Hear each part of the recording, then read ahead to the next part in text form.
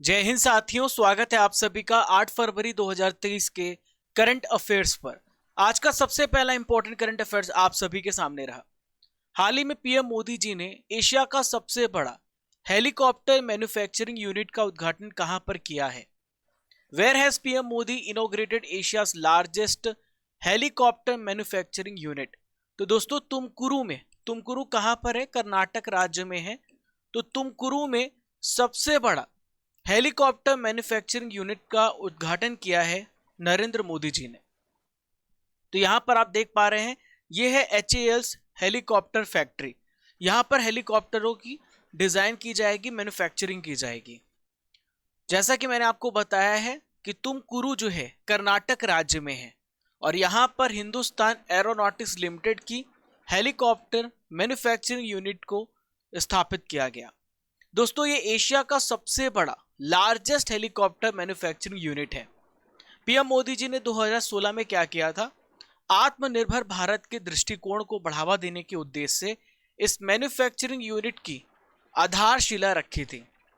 शुरुआत में ये जो हेलीकॉप्टर फैक्ट्री है, लाइट यूटिलिटी हेलीकॉप्टर का उत्पादन करेगी। ये यूटिलिटी हेलीकॉप्टर होता क्या है? ऐसे हेलीकॉप्टर जो वेपन्स या फिर आप कह सकते हैं कि भारत के रक्षा क्षेत्र में इस्तेमाल किए जाएंगे, ट्रांसपोर्टेशन में इस्तेमाल किए जाएंगे, परिवहन में बहुत ही कम इस्तेमाल किए जाते हैं। लाइट यूटिलिटी हेलीकॉप्टर, ये यूटिलिटी हेलीकॉप्टर मोस्टली हमारी किसके लिए होता है? हमारी रक्षा के लिए होता है, हमारी सेना को दिया जाता है।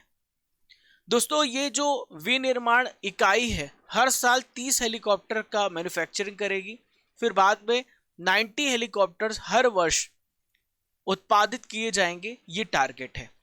हिंदुस्तान एरोनॉटिक्स लिमिटेड की बात आई है तो इसके बारे में संपूर्ण जानकारी मैं आपको देने वाला हूं। तो हिंदुस्तान एरोनॉटिक्स लिमिटेड जो है 1940 में 1940 में क्या किया गया? ये 1940 में स्थापित किया गया। इसका हेडक्वार्टर अगर आपसे पूछा जाए तो कहां पर है? बेंगलुरु में, कर्नाटक में इसका हेडक्वार्टर है। वालचंद हीराचंद द्वारा हिंदुस्तान एरोक्राफ्ट लिमिटेड के रूप में इसका स्थापना किया गया था। बाद में 1 अक्टूबर 1964 को इसका नाम बदल दिया गया और इसका नाम बदलकर हिंदुस्तान एरोनॉटिक्स लिमिटेड कर दिया गया। भारत सरकार ने एरोनॉटिक्स इंडिया लिमिटेड में विलय किया और इसका नाम बदला गया। ये किस मंत्रालय के अंतर्गत आता है? तो भारत की डिफेंस मिनिस्ट्री के अंतर्गत ही आता है। इसका काम होता है हेलीकॉप्टर्स का, विमान का इंजन और उससे रिलेटेड जो सिस्टम है, एवियोनिक्स है, इंस्ट्रूमेंट है, एसेसरीज है, उसका डिज़ाइन करना, डेवलपमेंट करना, उसका रिपेयर करना। तो ये काम होता है HAL का। हेडक्वार्टर जैसा कि मैंने आपको बताया बेंगलुरु में है और प्रेजेंट में इसके MD हैं R माधवन। अगला प्रश्न ये रहा, हाल ही में युवा संगम पोर्टल का शुभारंभ किया गया किसके द्वारा? तो युवा संगम पोर्टल का शुभारंभ किया गया है शिक्षा मंत्रालय के द्वारा, मिनिस्ट्री ऑफ एजुकेशन के द्वारा इसका शुभारंभ किया गया है। यहां पर मैं आपको अलग अलग मिनिस्टर्स के नेम बता रहा हूं जो आपसे पूछा जा सकता है, ध्यान से सुनिएगा, ठीक है? तो खेल मंत्री हैं अनुराग ठाकुर, कानून मंत्री हैं किरण रिजिजू। यहां पर देखते जाइए आप, तो यहां पर ये देखिए अनुराग ठाकुर हैं, खेल मंत्री हैं किरण रिजिजू, ये शिक्षा मंत्री हैं धर्मेंद्र प्रधान जी, और पर्यटन मंत्री हैं कौन है? ये हैं जी किशन रेड्डी। क्या नाम है इनका? जी किशन रेड्डी। तो दोस्तों, इनकी अध्यक्षता में शिक्षा मंत्री धर्मेंद्र प्रधान जी के द्वारा दिल्ली में इंदिरा गांधी कला केंद्र में युवा संगम पोर्टल का शुभारंभ किया गया। अब सवाल उठता है, आखिर इस पोर्टल को क्यों लॉन्च किया गया? तो इस पोर्टल का क्या मकसद है? हमारे युवाओं को सशक्त करना, हमारे युवाओं को अवेयर करना, और ये एक प्रकार का प्रोग्राम एक्सचेंज कार्यक्रम है। शिक्षा मंत्रालय ने एक भारत श्रेष्ठ भारत के तहत युवा संगम पोर्टल एक पायलट प्रोजेक्ट के रूप में इसको लॉन्च किया है। इस प्रोजेक्ट के तहत 18 से 30 साल के आयु के जो युवा हैं, 1000 युवा हैं, उनको पूर्वोत्तर और देश के अन्य राज्यों में यूथ एक्सचेंज प्रोग्राम में भेजा जाएगा ताकि उनका नॉलेज बढ़े, एक दूसरे को कल्चर को वो समझ पाए, एक दूसरे की संस्कृति को समझ पाए। पूर्वोत्तर के युवाओं को देश के अन्य राज्य और अन्य राज्य के युवाओं को पूर्वोत्तर के 8 राज्यों में भेजा जाएगा। क्लियर है। आमतौर पर होता क्या है दोस्तों कि जो हमारा पूर्वोत्तर राज्य है वो हमसे कट जाता है, बट विकास की एक समान विचारधारा पर लाने का प्रयास किया जा रहा है सेंट्रल गवर्नमेंट के द्वारा। एक भारत श्रेष्ठ भारत इस योजना को 2015 में लॉन्च किया गया था सरदार वल्लभ भाई पटेल जी की 140वीं जयंती के मौके पर। वित्त मंत्री के द्वारा वित्त वर्ष 2016-17 के बजट में इसकी शुरुआत की गई है। यहाँ पर 7 राज्यों की बात करें जो पूर्वोत्तर में है, तो पहला है अरुणाचल प्रदेश, दूसरा है असम, तीसरा मेघालय, चौथा नागालैंड, पांचवा मणिपुर, छठवां मिजोरम, सातवां है त्रिपुरा। मैं 7 राज्यों के मिनिस्टर्स के नेम बता रहा हूँ, चीफ मिनिस्टर्स के नेम बता रहा हूँ जो आपसे एग्जाम में पूछे जा सकते हैं। अरुणाचल प्रदेश के चीफ मिनिस्टर है पेमा खांडू, असम के हेमंत बिश्वा शर्मा, मणिपुर के हैं एन बीरेन सिंह, मेघालय के हैं कॉनराड संगमा, मिजोरम के जोरम थांगा, नागालैंड के नेफ्यू रियो और त्रिपुरा के हैं माणिक साहा।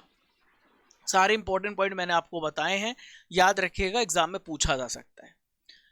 आप सभी देख रहे 8 फरवरी 2023 के डेली करंट अफेयर्स, और मैं हूं आप सभी का राजा गुप्ता। डेली करंट अफेयर्स आपको पढ़ाता हूं, दोनों भाषा में, हिंदी और इंग्लिश दोनों मीडियम में आपको करंट अफेयर्स देता हूं। यूट्यूब में सबसे पहले सबसे कम समय में जो करंट अफेयर्स का वादा है, हम उसी पर आगे बढ़ रहे हैं। 25 से 30 मिनट में 200 से 300 जानकारी आपको उपलब्ध कराई जाती है। आखिरी में special GK, daily current affairs का टेस्ट, भारत के सभी एग्जाम्स के लिए यह है आपकी ब्रह्मास्त्र क्लास। चलिए अगले प्रश्न की ओर बढ़ते हैं। नेक्स्ट क्वेश्चन ये रहा, Mathrubhumi book of the year award हाल ही में किसने जीता है? तो Mathrubhumi book of the year का अवार्ड जीता है डॉक्टर पैगी मोहन। ये है डॉक्टर पैगी मोहन, इन्हें यह पुरस्कार मिला है। दोस्तों, मातृभूमि इंटरनेशनल फेस्टिवल ऑफ लेटर्स के 4थे एडिशन में इन्हें यह पुरस्कार मिला है। ये ऑथर है, लेखिका है। यह पुरस्कार इनकी किस पुस्तक के लिए दिया गया? तो इनकी बुक का नाम है वंडर्स किंग्स एंड मर्चेंट्स। तो इनकी पुस्तक का क्या नाम है? वंडर्स किंग्स एंड मर्चेंट्स, याद रखिएगा। इस पुरस्कार में इन्हें क्या मिला? एक प्रतिमा मिला और कैश पुरस्कार मिला, 2 लाख रुपए इन्हें प्रदान किए गए हैं। और ये जो अवार्ड है, नोबेल पुरस्कार विजेता अब्दुल रज़ाक गुरना, जो कि तंजानिया के हैं, इनके द्वारा इन्हें प्रदान किया गया है। साथियों, और भी पुरस्कार और सम्मान को डिस्कस करेंगे, क्योंकि यहाँ पे बात आ रही पुरस्कार और सम्मान की। सरगम कौशल मिसेस वर्ल्ड 2022 का खिताब इन्हें मिला है। रोहिणी नैयर पुरस्कार तो सेथरी केम संगतम को मिला है।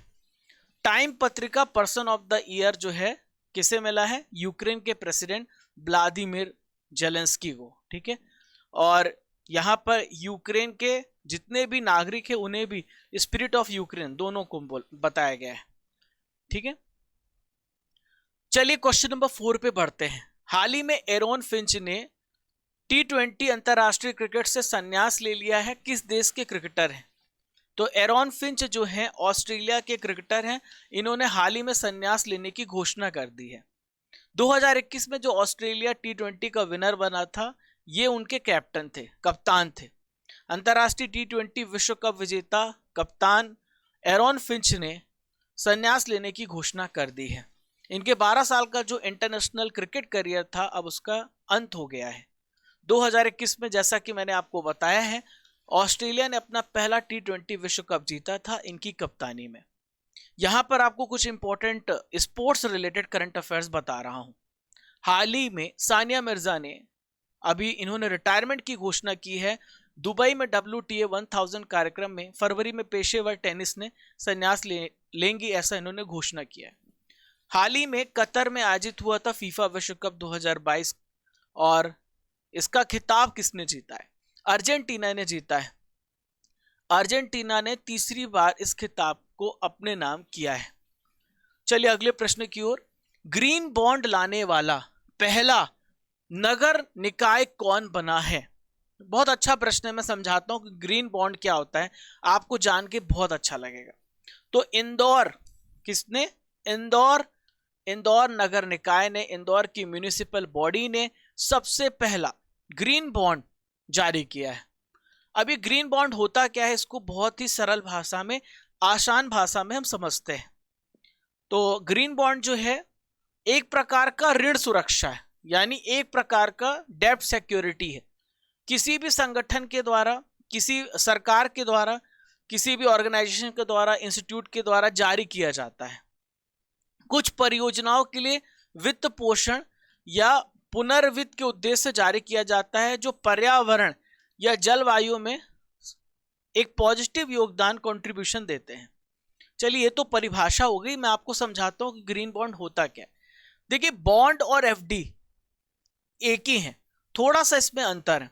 आप जब एफडी कराने जाते हो, किसी बैंक में फिक्स डिपॉजिट कराने जाते हो, तो आप बैंक को पैसा देते हो, बैंक बोलता है कि हम आपको 5%, 6% का इंटरेस्ट देंगे। ये कहलाता है फिक्स डिपॉजिट। पर आप एफडी को ट्रांसफर नहीं कर सकते किसी दूसरे व्यक्ति को। लेकिन बॉन्ड में होता क्या है कि बॉन्ड भी आप किसी ऑर्गेनाइजेशन के पास गए, ऑर्गेनाइजेशन को आपने पैसा दिया, ऑर्गेनाइजेशन आपको वादा करती है कि हम आपको कुछ इंटरेस्ट से पैसे रिटर्न करेंगे।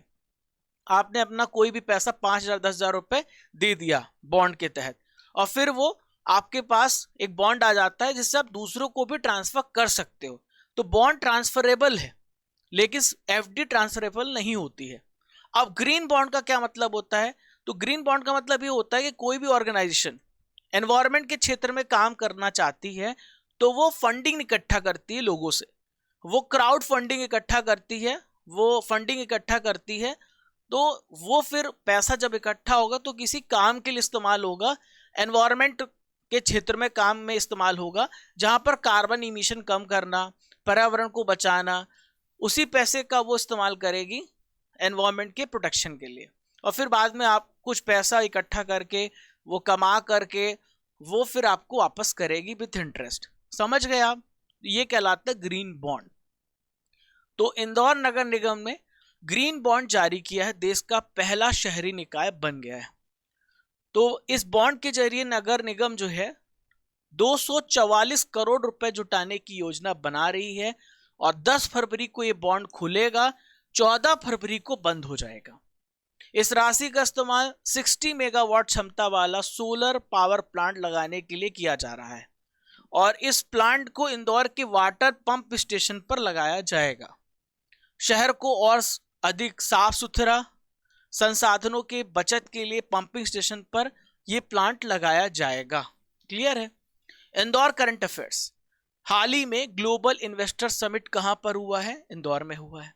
हाल ही में 3 दिवसीय प्रवासी भारतीय दिवस सम्मेलन कहां पर हुआ है? इंदौर में हुआ है। इंदौर लगातार भारत का 6वां सबसे स्वच्छ शहर हाल ही में घोषित हुआ है। दोस्तों, एक इंपॉर्टेंट जानकारी आप सभी को दे दूं कि हमारे क्रेजी जीके ट्रिक एप्लीकेशन पर आपको पॉलिटी, इंडियन ज्योग्राफी, साइंस, बहुत सारी ई बुक मिल जाती है हर विषय की। आप इन ई बुक्स को डाउनलोड कर सकते हैं एप्लीकेशन से। बहुत सारे कोर्सेज हैं जो हमारे क्रेजी जीके ट्रिक एप्लीकेशन में चलाए जा रहे हैं। आप कूपन कोड यूज कर सकते हैं RGCGT राजा गुप्ता क्रेजी जीके ट्रिक, जिससे आप मैक्सिमम डिस्काउंट पा सकते हैं सभी कोर्सेज में। चलिए, अगला प्रश्न ये रहा, हाल ही में किसने हाइड्रोजन से चलने वाला ट्रक लॉन्च किया है? तो हाइड्रोजन से चलने वाला जो ट्रक है, रिलायंस इंडस्ट्रीज लिमिटेड ने लॉन्च किया है। अभी हाइड्रोजन ट्रेन 2023 में हम लॉन्च करने वाले हैं। मैंने आपको कल परसों करंट अफेयर्स में बताया था। तो आने वाला जो भविष्य का ईंधन है वो हाइड्रोजन है, जो पर्यावरण को प्रदूषित नहीं करेगा और बहुत ही मात्रा में अवेलेबल है। तो हम इसी टेक्नोलॉजी पे वर्क कर रहे हैं। तो रिलायंस इंडस्ट्रीज लिमिटेड ने हाइड्रोजन से चलने वाला पहला ट्रक पेश किया है। रिलायंस ने बेंगलुरु में इंडिया एनर्जी वीक में इस हैवी ड्यूटी ट्रक को पेश किया है। दोस्तों, जो हाइड्रोजन इंटरनल कंबसन इंजन है, ये 0 इमिशन करता है, कार्बन उत्सर्जन नहीं करता, ना के बराबर, और डीजल ट्रक के बराबर इसकी परफॉर्मेंस है, और ये नॉइज भी प्रोड्यूस नहीं करता है, शोर नहीं मचाता है, और इसका ऑपरेशन कॉस्ट भी कम है, परिचालन लागत भी कम है। तो आप समझ गए होंगे कि आने वाला जो भविष्य है वो किसका होने वाला है। नेशनल बीच सॉकर चैंपियनशिप को किसने जीता है? तो नेशनल बीच सॉकर चैंपियनशिप को केरल राज्य ने जीता है। किसने जीता है? केरल राज्य ने। इस चैंपियनशिप का आयोजन ऑल इंडिया फुटबॉल फेडरेशन के द्वारा कराया गया था। केरल ने किसको हराया है? तो केरल ने हराया पंजाब को 13-14 से। सूरत के डूमस बीच पर इसका आयोजन किया गया था। केरल ने पंजाब को 13-4 से हरा करके इसे जीत लिया है। यहां पर बात करते हैं अखिल भारतीय फुटबॉल महासंघ की। 1937 में इसकी स्थापना हुई है। हेडक्वार्टर इसका न्यू दिल्ली में है और इसके चेयरमैन है प्रेजेंट में कल्याण चौबे। आज की नॉलेज की फैक्ट्री में आपको यहां पर इंपॉर्टेंट इंटरनेशनल ऑर्गेनाइजेशन के अध्यक्ष के बारे में बताऊंगा। यूएनओ के महासचिव हैं एंटोनियो गुटेरेस। डब्ल्यूएचओ के महानिदेशक हैं टेड्रोस अधानोम। आईएलओ के डायरेक्टर जनरल हैं गिलबर्ट होंगबो। डब्ल्यूटीओ के हैं ओकोंजो इवेला। यूनेस्को के हैं आंद्रे अजोले। यूनिसेफ के हैं कैथरीन रसेल और वर्ल्ड बैंक के हैं डेविड मालपास। सारे ही महत्वपूर्ण हैं। आपका यहां से 1 से 2 नंबर पक्का है। इस साल बहुत एग्जाम आने वाले हैं, पढ़ते रहिए। हार्वर्ड लॉ रिव्यू की अध्यक्षशाली में किसे चुना गया है? तो हार्वर्ड लॉ रिव्यू की अध्यक्ष अप्सरा अय्यर को चुना गया है। अप्सरा अय्यर ये हैं। तो ये क्या है हार्वर्ड लॉ रिव्यू में समझाता हूं आपको, ठीक है। ये भारतीय अमेरिकी छात्रा है अप्सरा अय्यर। इन्हें हार्वर्ड लॉ रिव्यू का अध्यक्ष चुना गया है।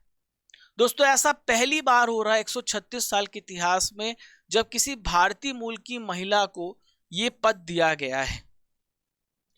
दोस्तों लॉ रिव्यू कैसी संस्था है, क्या काम होता है?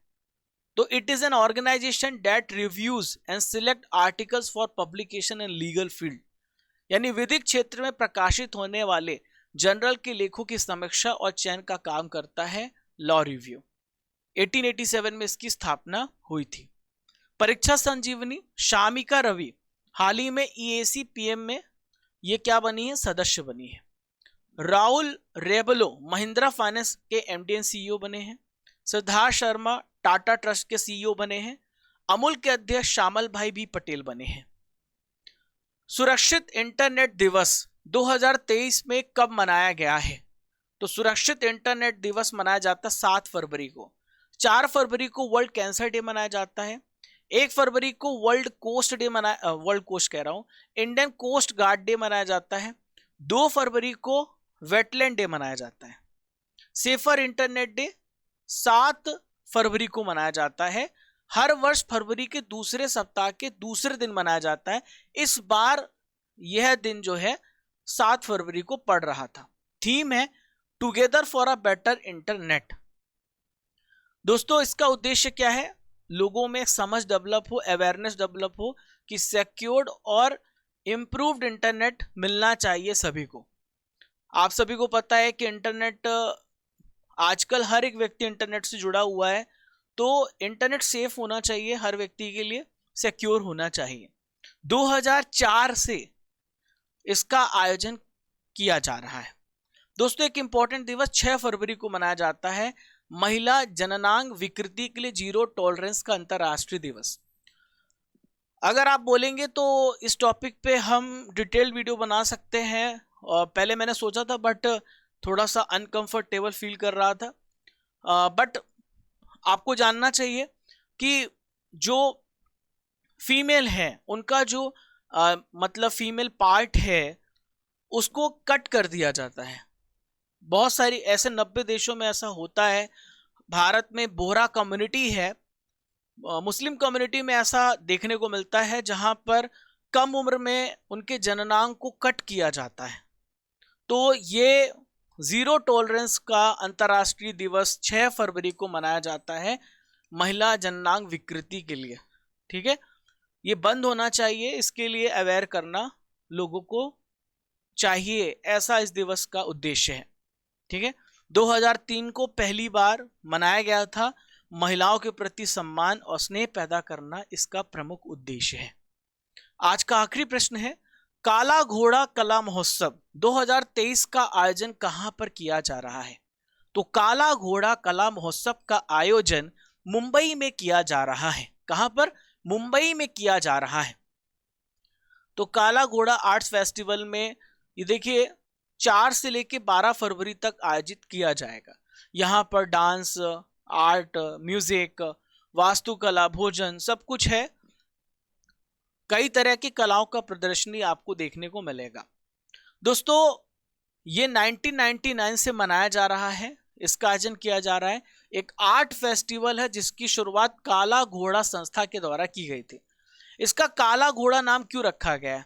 क्योंकि दक्षिणी मुंबई इलाके में एक ऐसी जगह है जहां पर काले घोड़े की मूर्ति लगी है, इसी वजह से इसका नाम काला घोड़ा महोत्सव रखा गया है। देखिए, महाराष्ट्र में गुड़ी पड़वा मनाया जाता है, महाराष्ट्रियन द्वारा हिंदू नव वर्ष समारोह में मनाया जाता है। पोला महोत्सव मनाया जाता है, फसल उत्सव है। और एक एलिफेंटा महोत्सव मनाया जाता है हर साल फरवरी में। एलिफेंटा मुंबई के पास एक छोटा सा द्वीप है, वहां पे एलिफेंटा महोत्सव मनाया जाता है। तो चलिए दोस्तों, रसमलाई खाते हैं, यानी करंट अफेयर्स के 2022 के महत्वपूर्ण प्रश्नों को यहां पर हम डिस्कस करेंगे। In which Indian state will the country's first international furniture park be built? तो इंटरनेशनल फर्नीचर पार्क तमिलनाडु राज्य में बनाया जाएगा। धूम्रपान निषेध दिवस 2022 किस दिन को मनाया जाता है? No smoking no march, no smoking no march. Who has taken over as the commandant in the Air Force Academy? तो इनका नाम है बी चंद्रशेखर। भारत के किस शहर में भगवान बुद्ध की भारत की सबसे बड़ी लेटी हुई मूर्ति बनने जा रही है? कहां पर? बोध गया में। राष्ट्रीय सुपर कंप्यूटिंग मिशन ने किस आईआईटी में एक सुपर कंप्यूटर परम गंगा को तैनात किया है? आईआईटी रुड़की में। दोस्तों, आपने पूरा करंट अफेयर्स पढ़ा 8 फरवरी का, आपका होगा इसमें भी टेस्ट, ताकि ये पता चले कि आपका दिमाग कितना स्थिर होकर के हर बात को सुनता है। हिंदुस्तान एरोनॉटिक्स लिमिटेड का हेडक्वार्टर कहां पर है? तो उसका हेडक्वार्टर बेंगलुरु में है। प्रेजेंट में भारत के डिफेंस सेक्रेटरी कौन है? तो हाल ही में गिरिधर अरमाने बनाए गए हैं। एक भारत श्रेष्ठ भारत, इसकी घोषणा किस वर्ष की गई थी? 2015 में। एन बीरेन सिंह किस राज्य के चीफ मिनिस्टर हैं? आप अपना आंसर कमेंट बॉक्स पे जारी रखें। मणिपुर। मिसेस वर्ल्ड 2022 का खिताब किसे प्रदान किया गया है? सरगम कौशल को। एरॉन फिंच किस देश के लिए क्रिकेट खेलते थे? तो एरॉन फिंच ऑस्ट्रेलिया के लिए क्रिकेट खेलते थे। 2027 का एशियाई कप फुटबॉल टूर्नामेंट किस देश में होगा? सऊदी अरब में होगा। भारत का सबसे स्वच्छ शहर कौन सा बना है? तो भारत का सबसे क्लीनेस्ट सिटी बना इंदौर। अखिल भारतीय फुटबॉल महासंघ के अध्यक्ष कौन है? तो इनका नाम है कल्याण चौबे। सुरक्षित इंटरनेट दिवस पहली बार कब मनाया गया था? तो आपने पढ़ा है 2004 में मनाया गया था। दोस्तों, कल का करंट अफेयर्स का हम रिवीजन करेंगे। जो भी करंट अफेयर्स कल आपने पढ़ा था तो उसका भी टेस्ट होगा। किस भारतीय ने ग्रैमी अवार्ड 2023 में सबसे बेस्ट सर्वश्रेष्ठ इमर्सिव ऑडियो एल्बम के लिए ग्रैमी अवार्ड जीता है? रिकी केज ने। डोप टेस्ट में फेल होने के बाद भारतीय जिम्नास्ट दीपा कर्माकर पर कितने महीने का बैन लगा दिया गया है? इन पर 21 महीने का बैन लगाया गया है। इन विच कंट्री अबाउट 284 डेथ, इसको हटा दीजिए, 284 नहीं तो हजारों में मृत्यु हुई है। मैंने इसका डिटेल्ड वीडियो डाला है, आप देख सकते हैं। तो ये घटना कहां पर हुई है? तुर्की में। सुप्रीम कोर्ट में कितने जजों की नियुक्ति की गई है? तो अभी हाल ही में 5 जजों की नियुक्ति की गई है। याया तसो झील किस राज्य केंद्र शासित प्रदेश में है जिसे जैव विविधता विरासत स्थल घोषित किया गया? ये लद्दाख केंद्र शासित प्रदेश में है। भारत में आर्थिक सहायता योजना के अंतर्गत किस देश को 50 बसें प्रदान की गई है? तो श्रीलंका को प्रदान की गई है। झारखंड के गोड्डा बिजली संयंत्र से किस देश को बिजली आपूर्ति की जाएगी? बांग्लादेश को। नेशनल आइस हॉकी चैंपियनशिप 2023 का खिताब किसने जीता है? तो इसे आईटीबीपी ने जीता है। निसार उपग्रह किस वर्ष लॉन्च किया जाएगा? 2024 में। हाल ही में प्रधानमंत्री की आर्थिक सलाहकार परिषद में किसे शामिल किया गया है? तो किसे शामिल किया गया है हाल ही में? तो यह है शामिका रवि। किसे? शामिका रवि को शामिल किया गया। आज का सवाल है, ग्रीन बॉन्ड लाने वाला पहला नगर निकाय कौन बना है देश का? आपको इसका उत्तर कमेंट बॉक्स पे लिखना है। पहचानना है आपको ये इमेज कहां की है। कमेंट बॉक्स पे 5 लाइन आपको लिखनी है। कल के जो इमेज थी वो सांची स्तूप की थी। इंजीनियर विक्रम भारती और नीरज RLX ने यहाँ पर अच्छी बातें लिखी थी और इनके कमेंट्स को मैंने यहाँ पे पिक किया है। तो आप भी इसी प्रकार से कमेंट पर आपको भी जानकारी मिलेगी, कोशिश करें अच्छा लिखने की, सही चीजें लिखें, स्क्रीनशॉट ले सकते हैं। आज की पिटारे में हम डिस्कस करेंगे भौतिक विज्ञान यानी फिजिक्स के इंपॉर्टेंट क्वेश्चंस को। तो पहला प्रश्न यह रहा, यंग प्रत्यास्थता गुणांक का SI मात्रक क्या है? The SI unit of Young's modulus of elasticity, तो ये है न्यूटन पर मीटर स्क्वायर। F/A होता है यंग प्रत्यास्थता। तो पूछा जाता है क्वेश्चन ऐसे, which of the following pairs of physical quantity do not have the same dimensional formula, यानी इनमें से कौन से भौतिक राशियां जिनका विमीय सूत्र एक जैसा नहीं है? वर्क एंड एनर्जी दोनों एक होते हैं, इंपल्स एंड मोमेंटम का भी, वेट एंड फोर्स का भी, बल और दाब का नहीं हो सकता, क्योंकि प्रेशर बराबर तो फोर्स अपॉन एरिया ही होता है ना। प्रेशर में आपको और एडिशनल सूत्र मिलेंगे। An astronomical unit is related to, एक खगोलीय इकाई क्या कहलाती है? सूर्य पृथ्वी की दूरी के बीच, चंद्रमा पृथ्वी की दूरी के बीच, सूर्य एवं चंद्रमा की दूरी, उपरोक्त में से कोई नहीं। तो इसका सही उत्तर है सूर्य एवं पृथ्वी के बीच की दूरी एस्ट्रोनॉमिकल यूनिट कहलाती है। इनमें से कौन सी अविमीय राशि है? It's a non dimensional quantity, इसमें कोई डायमेंशन नहीं होता है। तो ये है स्ट्रेन, जिसे हम बोलते हैं विकृति। इनमें से कौन सा एक सदिश राशि नहीं है? It's not a vector quantity. तो वेक्टर क्वांटिटी वो होता है जिसमें क्या होता है, डायरेक्शन भी होता है और साथ में एक अमाउंट भी होता है, मैग्नीट्यूड भी होता है। तो ये मास है। मैग्नीट्यूड और जिसमें डायरेक्शन दोनों होगा वो वेक्टर होगा। ये तीनों वेक्टर हैं, ये स्केलर है। अदिश राशि कौन सी है? It's a scalar quantity. तो इसमें से अदिश राशि है ऊर्जा, ठीक है। इसमें केवल मैग्नीट्यूड होता है, डायरेक्शन नहीं होता है। इनमें से कौन सी एक सदिश राशि है? तो सदिश राशि यानी वेक्टर क्वांटिटी पूछ रहा है, तो वो इंपल्स है, प्रेशर नहीं है, एनर्जी नहीं है, वर्क नहीं है। इनमें से कौन सी राशि सदिश नहीं है, यानी it's not a vector quantity, यानी स्केलर क्वांटिटी है। तो स्केलर क्वांटिटी क्या है? वॉल्यूम। इनमें से कौन सी सदिश राशि है? It's a vector quantity. तो वेक्टर क्वांटिटी क्या है? वेलोसिटी है। इनमें से कौन सी एक व्युत्पन्न परिभाषा नहीं है?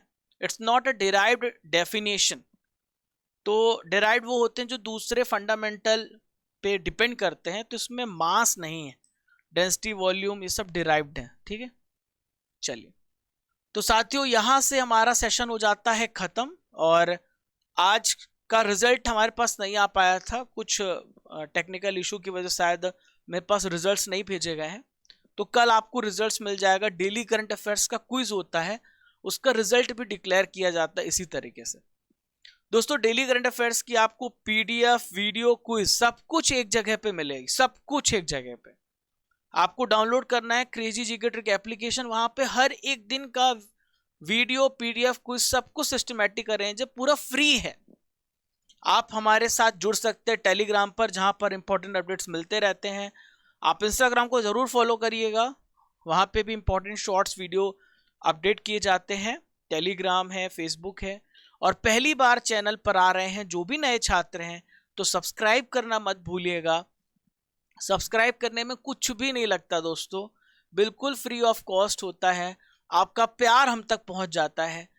ज़्यादा से ज़्यादा आपकी फैमिली है, इसे बड़ा करें। अगर सेशन अच्छा लगता है तो ज़रूर शेयर करें, नहीं अच्छा लगता तो बिल्कुल शेयर मत करें। अच्छा लगता तो ही शेयर करिएगा, नहीं तो मत करिए।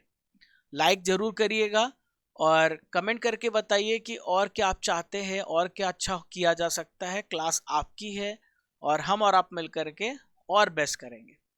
तो दोस्तों इजाज़त दीजिए, कल फिर मिलेंगे सुबह 6 बजे इसी ऊर्जा, इसी जोश के साथ। तब तक के लिए जय हिंद, जय भारत, खुश रहिए, मुस्कुराते रहिए।